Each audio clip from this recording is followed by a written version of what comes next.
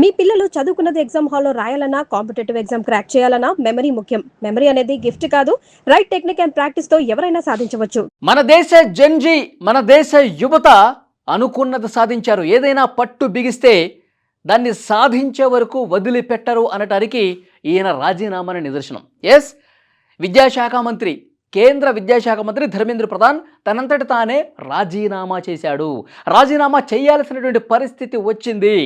Gen Z చేసినటువంటి ఈ ఆందోళన, ఈ ఉద్ధృతికి వాళ్ళు తీవ్రంగా లాఠీ దెబ్బలు తిన్నా సరే వర్షాన్ని, ఎండను సైతం లెక్క చేయకుండా దేశం నలుమూలల నుంచి జంతర్ మంతర్కు వచ్చినటువంటి ఆ జెన్జీ యువత సాధించినటువంటి విజయం, వాళ్ళ ప్రధాన డిమాండు విద్యాశాఖ మంత్రి రాజీనామా చేయాల్సిందే అని చెప్పి చాలా ఘంటాపథంగా, చాలా గట్టిగా నిలబడ్డారు. దేశంలో ప్రతిపక్ష పార్టీ ఏది కూడా జంతర్ మంతర్ దగ్గర ఆందోళన చేసి విజయం సాధించాల.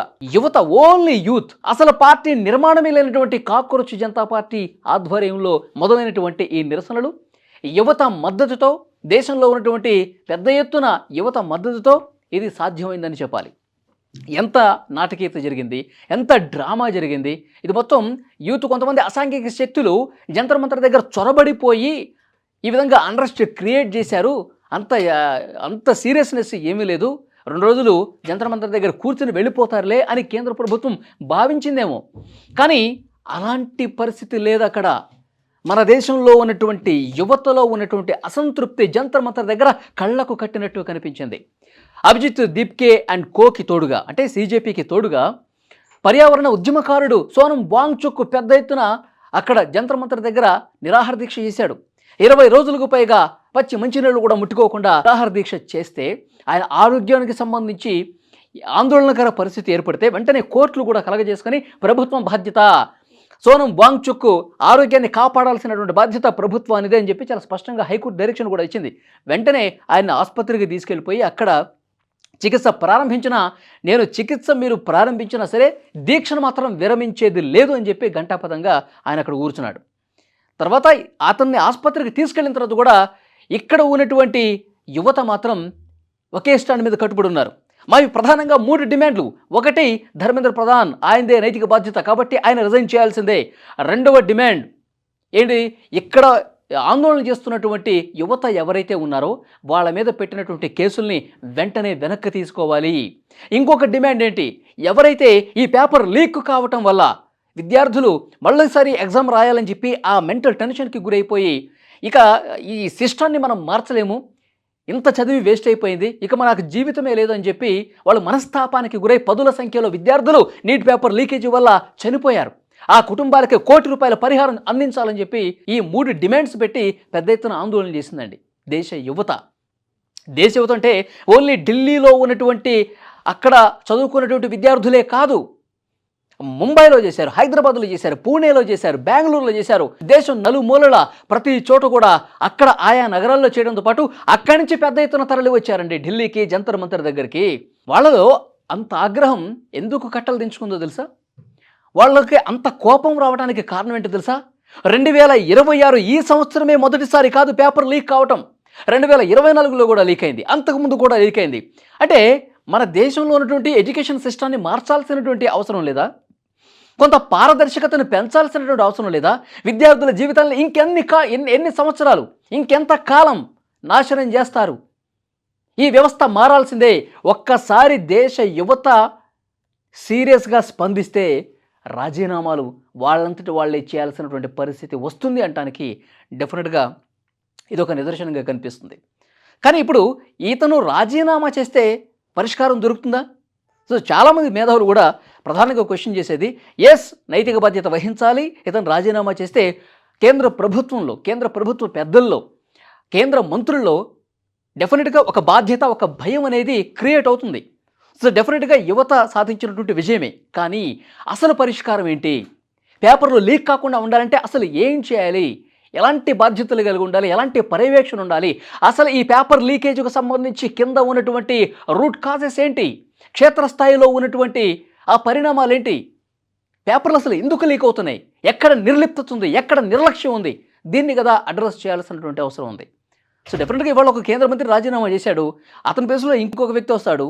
అతని తర్వాత ఇంకో ప్రభుత్వం మారుతుంది అనుకోండి, మనుషులు మారుతారు, ప్రభుత్వాలు మారుతారు, కానీ సిస్టమ్ మాత్రం ఇలాగే ఉంటే ఎంత ఉద్యమం చేసినా ఏం సాధించినా ఏంటి ఉపయోగం? కాబట్టి డెఫినెట్గా సిస్టంలో మార్పు రావాలి. సిస్టంలో మార్పు రావాలంటే పాలకుల్లో నిజాయితీ అనేది ఉండాల్సినటువంటి అవసరం ఉంది. సో డెఫినెట్గా కాబట్టి వరుసగా పేపర్లు లీకు అంటే ఈ కార్పొరేట్ విద్యా సంస్థలు ఒక మాఫియాగా ఏర్పడి కోట్ల రూపాయలు వెదజల్లి పేపర్లు లీకేజీలు చేసి తమ స్టూడెంట్స్ మాత్రమే గొప్ప విజయాలు సాధిస్తున్నారు, దేశంలో నెంబర్ 1 ర్యాంకులు సాధిస్తున్నారని చూపించుకోవటం కోసం ఒక మాఫియా పనిచేస్తున్నది మాత్రం వాస్తవం. కాబట్టి ఆ మాఫియాని కూకటి వేళ్లతో పిగిలించినప్పుడే వ్యవస్థ అనేది బాగుపడుతుంది. కార్పొరేట్ వ్యవస్థలో వేళ్ళూనుకుపోయినటువంటి ఆ జాడ్యాన్ని తొలగించినప్పుడే విద్యా వ్యవస్థలో నిజమైన మార్పు కనిపిస్తుంది. సో డెఫినెట్గా ఆ మార్పు రావాలంటే ముందుగా మార్పు ఇక్కడి నుంచే ప్రారంభం కావాలి. అందుకే యువత చేసింది 100కి 100% కరెక్టు. వాళ్ళు ఆందోళన చేశారు. ఇప్పుడు జంతర్ మంతర్ దగ్గర ఏ ఒక్కడు వచ్చి ఆందోళన చేయలేదండి. అసలు యువతలో అసలు ఉద్యమమే రాలేదు, ఒక పోరాటమే చేయలేదు అనుకోండి, మునుపట్లాగా ఏంటి ఏం చేస్తారు? మళ్ళీ నెక్స్ట్ లీక్ అవుద్ది. ఏమవుతుందిలే, ఏముంది, ఏదైనా పేపర్ లీక్ అయితే ఒక సిట్ వేస్తారు, సిబిఐతో విచారణ జరిపిస్తారు, పలానా వ్యక్తి దోషి, అతన్ని జైలు పంపించేసాం, అంతే. మళ్ళీ పేపర్ లీక్ అయింది, మళ్ళీ చర్యలు అంటారు. అలా కాకుండా దేశంలో ఉన్నటువంటి యువత భవిష్యత్తు బాగుండాలంటే నిజంగా సిస్టంలో మార్పు రావాల్సిందే. అది యువత తీసుకొచ్చింది. ఎందుకంటే కేంద్ర ప్రభుత్వం కూడా ఒక భయపడే పరిస్థితి ఉంది. ఎందుకంటే నేపాల్లో పరిస్థితులు మనం చూసాం, అక్కడ కూడా ప్రభుత్వాలు కూలిపోవటానికి, బంగ్లాదేశ్లో పరిస్థితులు మనం చూసాం, శ్రీలంకలో పరిస్థితి మనం చూసాం.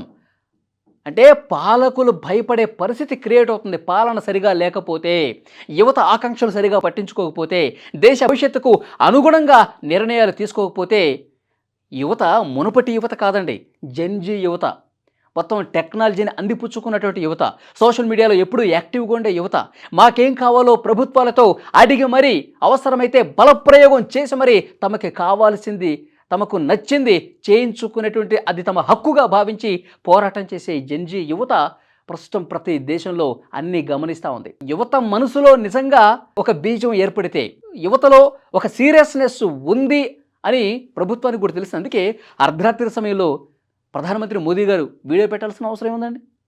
అర్ధరాత్రి సమయంలో 2వ వీడియో రిలీజ్ చేయాల్సినటువంటి అవసరం ఉంది. వెంటనే ఒక బిల్లు తీసుకొచ్చేసి ఇంకా చాలా కఠినమైనటువంటి చర్యలు తీసుకుంటామని చెప్పాల్సిన అవసరం ఉంది. ఫాస్ట్ ట్రాక్ కోర్టులు పెట్టాల్సిన అవసరం ఏంటంటే, యువత ఆలోచనలకు అనుగుణంగా యువతతో పెట్టుకుంటే ఎవరైనా సరే తల దించాల్సిందని చెప్పి అగ్రనేతలకు కూడా అర్థమైపోయింది. కాబట్టి హుటాహుటిన చర్యలు తీసుకున్నారు. డెఫినెట్గా మన దేశ యువత సాధించారు. డెఫినెట్గా ఈ ఒక్క విషయంలోనే కాదు, ప్రభుత్వాలు వక్ర మార్గంలో పోతున్న ప్రతి సందర్భంలో యువత ఇదే విధంగా స్పందించాలని మేధావులు కోరుతున్నటువంటి పరిస్థితి ఉంది. దేశ జెన్జీకి హ్యాట్స్ ఆఫ్ చెప్పాల్సినటువంటి అవసరం ఉంది. ఇది కేవలం వాళ్ళు మాత్రమే సాధించినటువంటి విజయంగా చూడాల్సిన అవసరం ఉంది. వాళ్ళకొక ప్లాట్ఫామ్గా ఉపయోగపడిన సీజేపీని కూడా ఈ సందర్భంగా అభినందనలు తెలియజేయాల్సినటువంటి అవసరం ఉంది. ఈ వీడియో మీద తప్పకుండా మీ అభిప్రాయం కామెంట్ చేయండి. And for more videos, Please subscribe to iDream. Please subscribe to iDream. Please subscribe iDream. And please subscribe to iDream. For more videos, subscribe to iDream. please like, share and subscribe to the channel. Congratulations, iDream.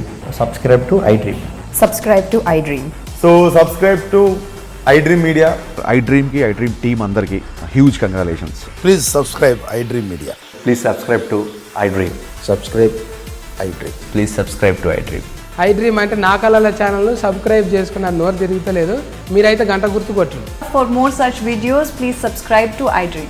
Subscribe to iDream. Please subscribe to iDream. Please subscribe iDream Media. Please do subscribe to iDream. Please subscribe to iDream Media. For best entertainment and information, please subscribe iDream. And don't forget to subscribe to iDream.